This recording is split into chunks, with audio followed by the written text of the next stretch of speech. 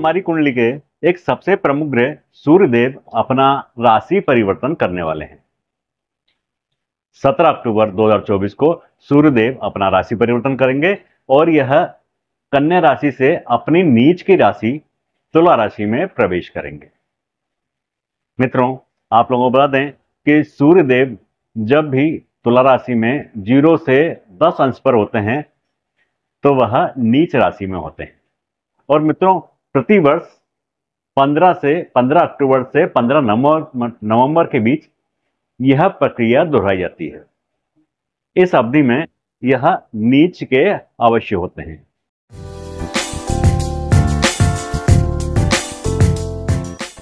क्योंकि मित्रों, सूर्यदेव एक राशि के अंदर एक माह का समय व्यतीत करते हैं, तो 12 राशियों का चक्र पूरा करने में इनको 12 महीने का समय लगता है।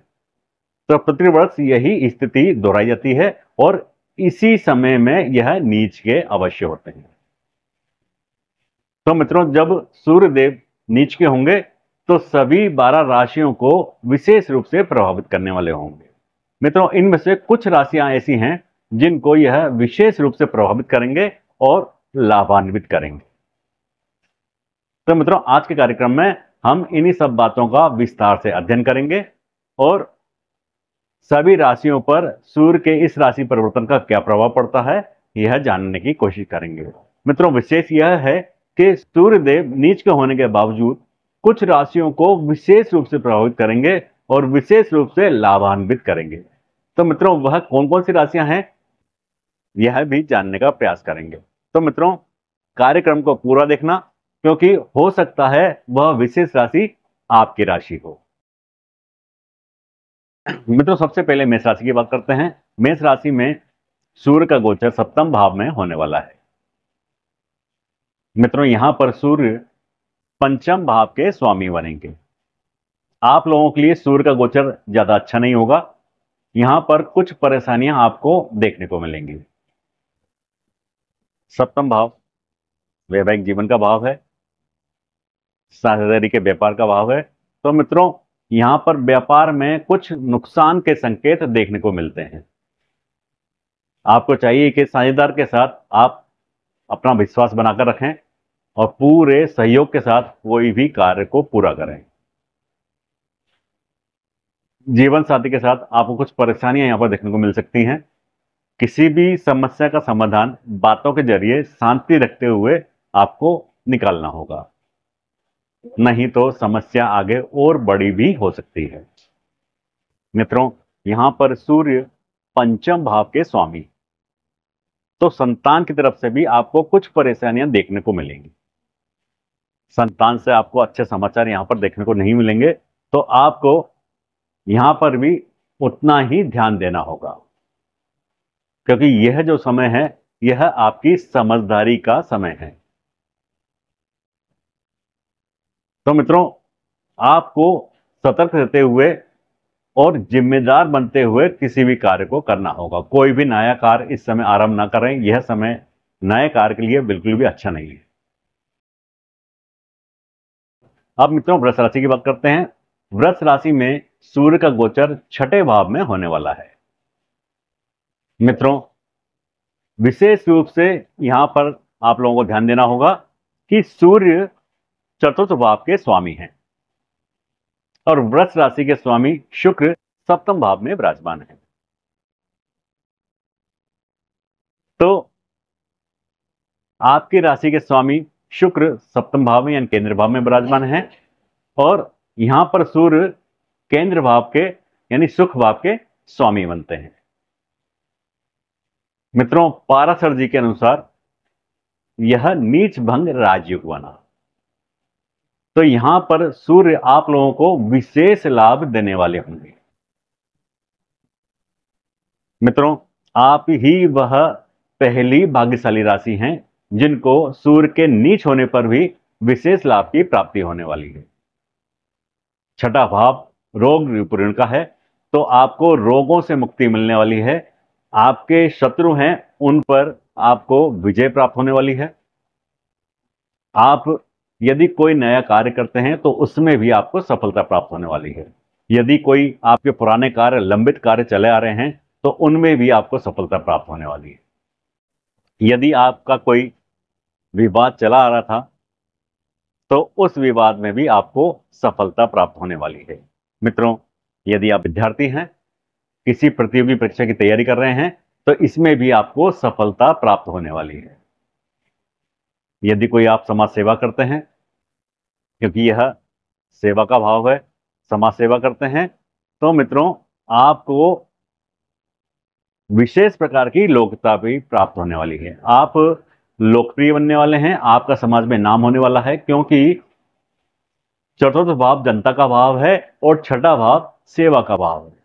यदि आप जनता की सेवा करते हैं, लोगों की सेवा करते हैं, गरीबों की सेवा करते हैं, तो आपको विशेष फल यहां पर सूर्यदेव प्रदान करने वाले हैं। तो मित्रों, सूर्य का यह गोचर आप लोगों के लिए अत्यंत ही विशेष होने वाला है। आपको अत्यंत ही लाभ प्राप्त होने वाला है। अब मित्रों, तुला राशि की बात करते हैं। तुला राशि में सूर्य का गोचर पंचम भाव में होने वाला है। यहां पर सूर्य तृतीय भाव के स्वामी बनेंगे। मित्रों, मिथुन राशि वालों के लिए यह गोचर ज्यादा अच्छा नहीं होने वाला। आपको संतान पक्ष की ओर से कई अशुभ समाचार प्राप्त होंगे। संतान का सुख नहीं मिलेगा। कुछ ना कुछ परेशानियां अवश्य ही आपको देखने को मिलेंगी। मित्रों, यह वह समय है जब आपको किसी भी कार्य करने के लिए 50 बार सोचना होगा। यदि आप शेयर बाजार में हैं, तो मित्रों आप सतर्क हो जाइए। यहां पर आपको नुकसान के संकेत बनते हैं। यह एक महीना तो आपको टालना ही होगा, क्योंकि इस महीने बड़ा ही सोच समझकर किसी भी कार्य के लिए आपको फैसला लेना होगा। सूर्यदेव आपकी बुद्धि को ऐसा कर देंगे कि जहां सही रास्ता है उस रास्ते को छोड़ के आप उल्टे रास्ते पे चलने लगेंगे। आपके मान सम्मान में कुछ कमी आने वाली है। कुछ ना कुछ विवाद ऐसे आ जाएंगे जिससे आपकी प्रतिष्ठा में कमी आएगी। मित्रों, आप लोगों के लिए व्यापार में भी कई अच्छे संकेत नहीं हैं। व्यापार में आपके नुकसान के संकेत हैं। नौकरी में आपके अधिकारियों के साथ किसी बात को लेकर बहस हो सकती है, तो वहां से भी आपको सहयोग नहीं मिलेगा, जिसके कारण आपको कुछ परेशानियां आने वाले समय में देखने को मिलेंगी। तो मित्रों, कुल मिलाकर कहें तो आप लोगों के लिए गोचर अच्छा नहीं है। आप लोगों को संभल कर चलने की आवश्यकता है। अब मित्रों, कर्क राशि की बात करते हैं। कर्क राशि में सूर्य का गोचर चतुर्थ भाव में होने वाला है। यहां पर सूर्य धन भाव के स्वामी बनेंगे। मित्रों, आप लोगों को इस गोचर में ज्यादा अच्छे प्रभाव देखने को नहीं मिलेंगे। सूर्य चतुर्थ भाव में विराजमान है। चतुर्थ भाव माता का भाव है, सुख का भाव है, तो यहां पर पारिवारिक सुख में कुछ कमी अवश्य देखने को मिलेगी। माता से आपके संबंध बिगड़ सकते हैं। आपको चाहिए कि आप माता का ध्यान रखें और अपनी माता की सेवा करें, उनका आशीर्वाद लें। यहां पर बैठे सूर्य की सप्तम दृष्टि दशम भाव पर होगी, कर्म भाव पर होगी, जो आपके कर्मों को भी प्रभावित करेगी। हो सकता है आपको जन्म स्थान से सूर्य दूर भी ले जाएं। आप यात्रा करने वाले होंगे। यात्रा में आपको कई प्रकार की परेशानी देखने को मिलेंगी। आप अपने जन्म स्थान से यदि दूर चले जाते हैं, परिवार से यदि दूर चले जाते हैं, तब आपको कुछ लाभ की प्राप्ति हो सकती है। अन्यथा मित्रों, यदि आप यहीं पर रहकर कोई कार्य करते हैं तो कुछ ना कुछ परेशानी आपकी बनी रहेंगी। मित्रों, नौकरी के अंदर आपके स्थानांतरण के योग बन सकते हैं। आपका ऐसा समय है कि जब आप नौकरी में अपने अधिकारियों से बात करेंगे तो किसी न किसी बात पर आपकी बहस होगी और बहस होने के कारण आपके मान सम्मान में कमी आएगी। आप लोगों को सतर्क रहना होगा। व्यापार में जो आपने सोच रखा है उसके अनुसार परिणाम प्राप्त नहीं होंगे, जिनसे कुछ मानसिक तनाव बन सकता है। तो मित्रों, आप लोगों को सतर्क रहना होगा और सोच समझकर कोई भी फैसला लेना होगा। अब मित्रों सिंह राशि की बात करते हैं। सिंह राशि, आपकी राशि के स्वामी सूर्य देव तृतीय भाव में विराजमान है। मित्रों यहां पर गौर करने वाली बात है, गौर कीजिएगा कि सिंह राशि के स्वामी जो आपकी राशि है उसके स्वामी सूर्य तृतीय भाव में विराजमान है और सूर्य तुला राशि में है। तुला राशि के स्वामी शुक्रदेव चतुर्थ भाव में विराजमान है, जो कि वृष राशि के स्वामी भी हैं, क्योंकि शुक्र के पास दो राशियां हैं, वृष राशि और तुला राशि। तो वृष राशि जो दसम भाव में विराजमान है उनके स्वामी शुक्र हैं। मित्रों वही नीच भंग राजयोग बना। सूर्य लग्न के स्वामी हैं और जिस राशि में सूर्य हैं उसके स्वामी केंद्र भाव में विराजमान है। तो मित्रों यहां बना नीच भंग राजयोग। मित्रों आप दूसरी भाग्यशाली राशि हैं जिनको इस गोचर में, सूर्य के नीच राशि के गोचर में विशेष लाभ की प्राप्ति होने वाली है। आपको विशेष लाभ की प्राप्ति होगी। मित्रों तृतीय भाव पराक्रम का भाव है, तो यहां पर सूर्य आपके पराक्रम को बढ़ाने वाले होंगे। और वैसे भी मित्रों एक नियम है, पाराशर जी ने एक नियम दिया है कि जब भी सूर्य नीच के होकर तृतीय भाव, छठे भाव, अष्टम भाव और द्वादश भाव में विराजमान हो तो यहां पर विशेष शुभ फल के समान, शुभ ग्रह के समान अपना प्रभाव देते हैं। तो तृतीय भाव में वैसे भी सूर्य कारक होते हैं, यहां पर विशेष प्रभाव देंगे। यहां पर आपके पराक्रम को बढ़ाने वाले होंगे। मित्रों यदि आप कोई किसी कला क्षेत्र में हैं, मीडिया के क्षेत्र में हैं, आप आर्टिस्ट हैं, आप संगीतकार हैं, आप डांसर हैं, आप कंप्यूटर के क्षेत्र में हैं, आप मीडिया के क्षेत्र में हैं, आप संचार के क्षेत्र में हैं, तब मित्रों आप लोगों को विशेष लाभ की प्राप्ति यहां पर होने वाली है। छात्रों के लिए, जो विद्यार्थी हैं उनके लिए विशेष समय है। आप जो भी तैयारी कर रहे हैं तैयारी कीजिए, आपको निश्चित रूप से सफलता प्राप्त होगी। इस गोचर में केवल आपको मेहनत करनी है और मेहनत के पूरे परिणाम आपको प्राप्त होंगे, क्योंकि यहां पर बैठे सूर्य अपनी सप्तम दृष्टि से भाग्य स्थान को देखेंगे। भाग्य का पूरा साथ आप लोगों को मिलने वाला है और आपको सफलता यहां पर निश्चित रूप से मिलने वाली है। तो आप लोगों के लिए यह गोचर अत्यंत ही श्रेष्ठ होने वाला है और अत्यंत ही शुभ परिणाम देने वाला है। अब मित्रों कन्या राशि की बात करें तो कन्या राशि में सूर्य का गोचर द्वितीय भाव में होने वाला है। यहां पर सूर्य द्वादश भाव के स्वामी बनेंगे। मित्रों आप लोगों के लिए यह गोचर ज्यादा अच्छा नहीं होगा। आपको धन के मामले में कई तरह की परेशानियां देखने को मिलेंगी और जो आपका संचित धन है वह भी खत्म होने के कगार पर होगा। किसी न किसी कोई ना कोई बहाना होगा जिससे आपका धन व्यय होगा। व्यर्थ का धन आपका व्यय यहां पर होने वाला है। आपको यदि मानसिक तनाव से बचना है तो व्यर्थ का जो धन व्यय हो रहा है उस पर आपको नियंत्रण रखना होगा। कुछ ना कुछ ऐसे बहाने बनेंगे।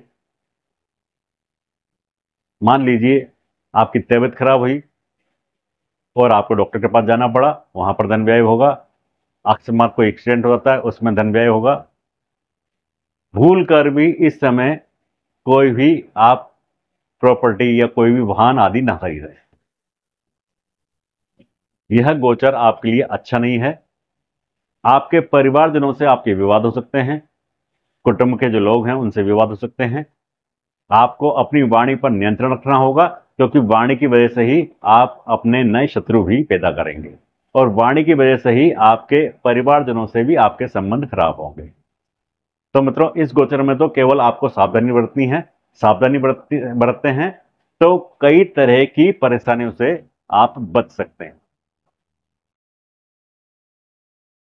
अब मित्रों तुला राशि की बात करते हैं। तुला राशि में सूर्य आपकी राशि पर ही विराजमान है। मित्रों, यह सूर्य आपको कई तरह की उलझनों में डालने वाले हैं। मित्रों, आपके व्यक्तित्व को यह खराब करने वाले हैं। आपके व्यक्तित्व में कहीं ना कहीं जो घमंड होता है, अहम होता है, वह भावना पैदा होगी। आप अपने अलावा किसी को कुछ समझेंगे नहीं, जिसके कारण आपकी जो प्रतिष्ठा है, मान प्रतिष्ठा में है, उसमें कहीं ना कहीं कमी आने वाली है। जो दिखावा होता है, अपने आप को दिखाना, वह आपके लिए नुकसानदायक रहेगा और उसी वजह से आपकी मान प्रतिष्ठा में कमी आने वाली है। जो आपके व्यापार चले आ रहे थे, उसमें कहीं ना कहीं कमी देखने को मिलेगी, कुछ परेशानियां देखने को मिलेंगी। यहां पर बेटे सूर्य की सप्तम दृष्टि आपके सप्तम भाव पर हो। आपके पारिवारिक सुख में यहां पर कुछ कमी देखने को मिल सकती है। जीवन साथी के साथ आप कुछ विवाद हो सकते हैं। यदि आप अविवाहित हैं तो भूल कर भी विवाह के लिए यह समय सही नहीं है। कोई भी कार्यक्रम या कोई भी प्रस्ताव इस समय के दौरान आप ना करें, क्योंकि सूर्य आपके यह सारे काम बिगाड़ने वाले हैं। आपको बड़ा ही सोच समझकर कोई भी फैसला लेना होगा। नए कार्य जो आप आरंभ करने के सोच रहे हैं, उनको टालना होगा। ग्रह गोचर के अनुसार ही, उनको देखने के अनुसार ही कोई भी नया फैसला लेना होगा। अब मित्रों, वृश्चिक राशि की बात करते हैं। वृश्चिक राशि में सूर्य का गोचर द्वादश भाव में होने वाला है। यहां पर सूर्य दसम भाव के स्वामी बनेंगे। और मित्रों, सूर्य तुला राशि में है। तुला राशि के स्वामी शुक्र सप्तम भाव में विराजमान होंगे। यानी कि मित्रों, जिस राशि में सूर्य हैं उसके राशि केंद्र भाव में, और सूर्य भी यहां पर केंद्र भाव के स्वामी बनेंगे। तो मित्रों, वही पुनः नीच भंग राजयोग बना। तो मित्रों, वह तीसरी भाग्यशाली राशि वृश्चिक राशि है, जिनको इस गोचर में अत्यंत ही विशेष लाभ की प्राप्ति होने वाली है। क्योंकि मित्रों, पराशर जी का नियम है, तीसरे, छठे, आठवें और 12वें भाव में यदि नीच का सूर्य हो तो अत्यंत ही शुभ परिणाम देने वाला होता है।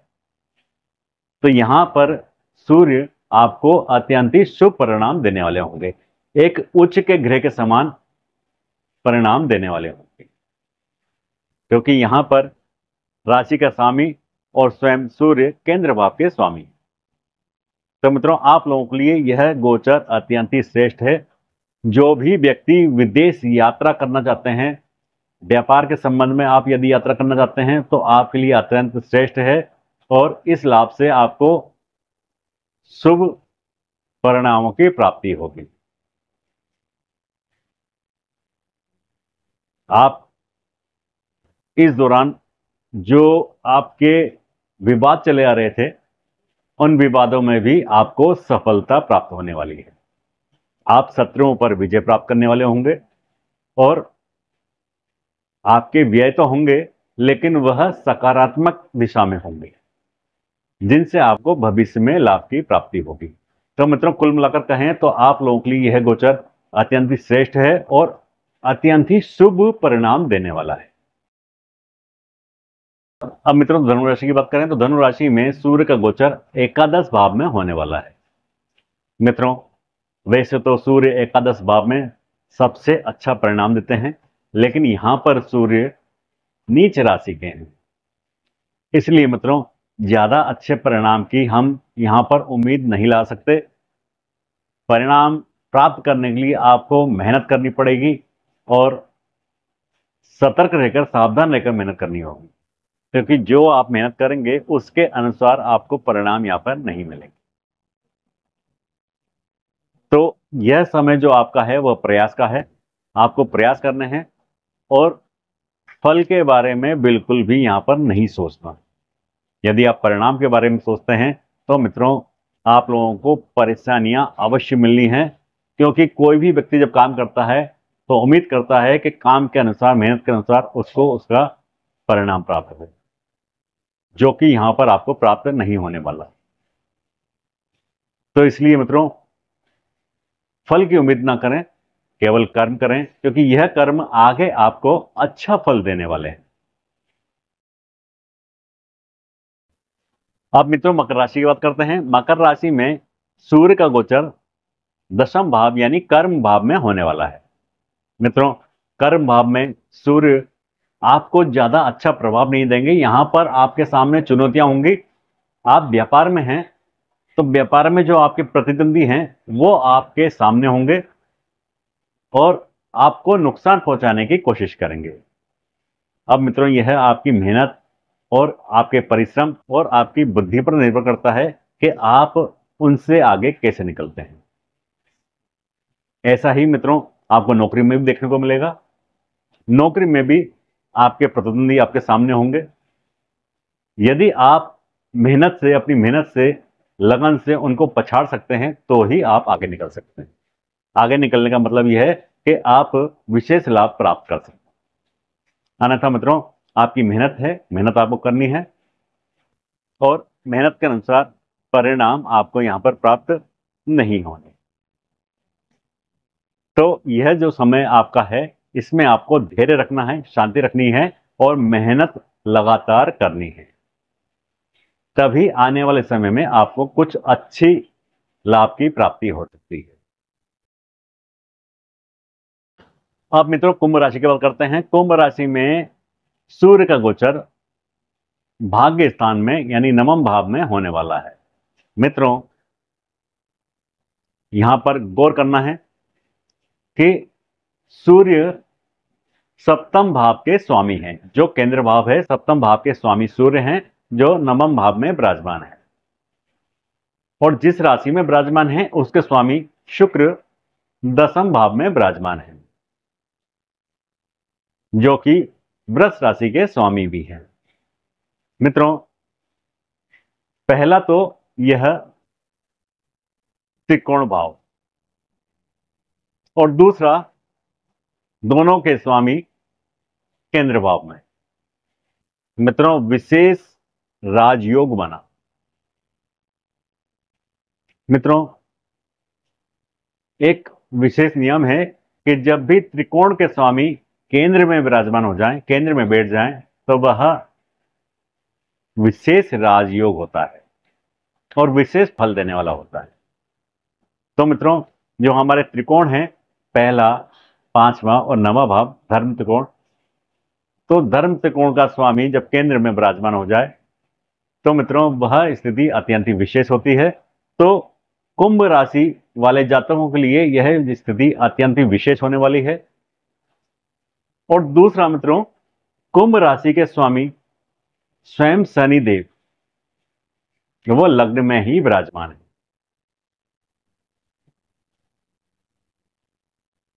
तो मित्रों, यह स्थिति तो और ज्यादा विशेष हो जाती है। आप लोगों को सबसे ज्यादा अच्छे शुभ परिणाम इस गोचर में प्राप्त होने वाले हैं।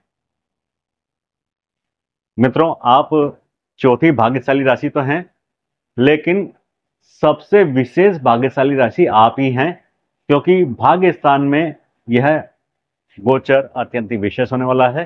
भाग्य का पूरा पूरा साथ आप लोगों को मिलने वाला है। आप जो भी प्रयास करेंगे वह प्रयास सफल होने हैं। हर क्षेत्र में आपको कामयाबी मिलने वाली है। पिता का पूरा आशीर्वाद मिलने वाला है। आप लोग विशेष रूप से धर्म कर्म में रुचि लेने वाले होंगे, धार्मिक कार्यों में रुचि लेने वाले होंगे। आप इसी संबंध में यात्राएं भी करने वाले हैं। तो मित्रों, आप लोग अत्यंत ही विशेष हैं और विशेष लाभ की प्राप्ति आप लोगों को होने वाली है। अब मित्रों, मीन राशि की बात करें तो मीन राशि में सूर्य का गोचर अष्टम भाव में होने वाला है। मित्रों, यहां पर सूर्य छठे भाव के स्वामी होंगे। मित्रों, छठे भाव का स्वामी अष्टम भाव में विराजमान हो जाए और वह पाप ग्रह हो और वह नीच का हो और या इसके अलावा वह वक्री हो, तो मित्रों उस स्थिति में वह अत्यंत ही विशेष प्रभाव देने वाला होता है। यहां पर सूर्य आपकी आयु बढ़ाने वाले हैं, आकस्मिक धन दिलाने वाले हैं। मित्रों ऐसे योग बनेंगे कि कहीं ना कहीं से आपको अचानक से धन की प्राप्ति होगी। आप यदि तंत्र मंत्र कोई विद्या प्राप्त कर रहे हैं या ज्योतिष विद्या का अध्ययन कर रहे हैं तो उसमें आपको कामयाबी मिलेगी। आप शोध अनुसंधान के क्षेत्र में हैं या किसी तकनीकी शिक्षा में हैं, तब भी आपको विशेष रूप से यहां पर सफलता प्राप्त होने वाली है। मित्रों कुछ परेशानियां तो आएंगी, लेकिन उनके बावजूद आप लोगों को सफलता इस गोचर में प्राप्त होने वाली है। तो पांचवी जो भाग्यशाली राशि है वह मिथुन राशि है, जिनको सूर्य के नीच होने के बावजूद यहां पर सफलता प्राप्त होने वाली है। तो मित्रों यह था हमारा आज का विशेष कार्यक्रम। अगले कार्यक्रम में फिर एक विषय पर विस्तार से चर्चा करेंगे। तब तक के लिए मित्रों आगे दीजिए नमस्कार। जय श्री राम।